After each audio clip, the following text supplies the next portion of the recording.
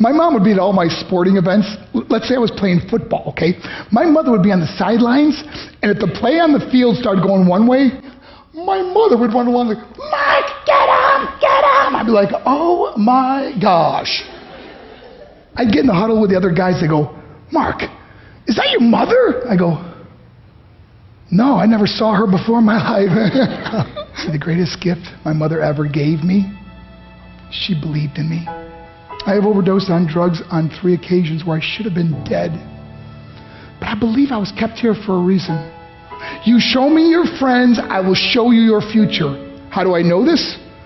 I hung out with losers, and I became the biggest loser of them all because I gave up everything I dreamt about as a little boy because of who I chose to surround myself with. My friends would drive me home at 2, 3, 4 in the morning. We'd be drunk and high, laughing in the car. We'd pull up in front of my house in New York. They go, Mark, the light's on. I go, oh man, my mother's up. See, my mom wouldn't go to bed until she knew her son was still alive. I'd walk in, she'd say, hi Mark, how was your night? I go, it was good, Mom, I'm just going to go to bed. She goes, can I talk to you for a minute? I go, Mom, I'm tired, I'm just going to go to bed. She goes, Mark, I haven't seen you all day and all night. Can I please talk to you? I said, man, just leave me alone. You bug me. I'd slam my bedroom door on the one person who believed in me. I was on a worldwide tour and we were wrestling overseas in Japan. After my wrestling match, I went upstairs in my hotel room and I fell asleep. There was a knock at my door at 3 o'clock in the morning. I got out of bed and I looked through the safety window and I could see it was a Japanese promoter. So I opened the door and he said, Mark, you need to call home. There's been an emergency. I went and got on the hotel room phone. I called back to the United States and said, hey, what's going on? They said, Mark, I don't know how to tell you this. I said, just tell me what happened. I suddenly started crying. They go, Mark, I can't tell you. I said, just say it. They said, Mark, your mother died. I just threw the phone down.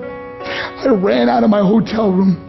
I took the elevator to the lobby, and when the doors opened up, I just ran out into the street. I mean, there was no cars, there was no people. It was 3 o'clock in the morning.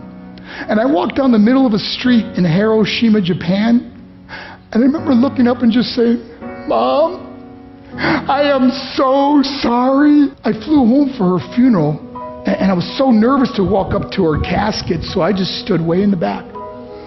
And I kept looking from a distance. I kept thinking to myself, Mom, please wake up. Please get up. And then I finally got the nerve to walk up to her. And as I got closer, I could see my mom for the first time. I mean, she was so beautiful. She was dressed in white. I mean, she looked like an angel. And I just stood over her and I said, Mom, you are my hero. Everything I am, everything I hope to be was because of you. You loved me so much, you gave me a life. You're the only one that ever believed in me. How did it repay her? By getting drunk, by getting high, by getting stupid, by hanging out with losers? For what? All she ever wanted to do was talk to me. I wish I could talk to you now, Mom. I wish you could see what I'm doing. Why couldn't I have been a better son? We are defined by our choices. But if you surround yourself with people involved in drugs and alcohol and pills, it's a dead end. I'm not here to preach to you. I'm here to tell you I lived that life.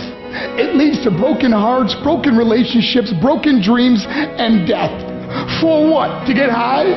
If you have a mother or a father, when you go home, tell them how much you love them. See, my whole life was about being rich and famous.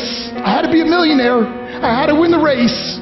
I had to win the race at the expense of my marriage, my family, my friends. For what?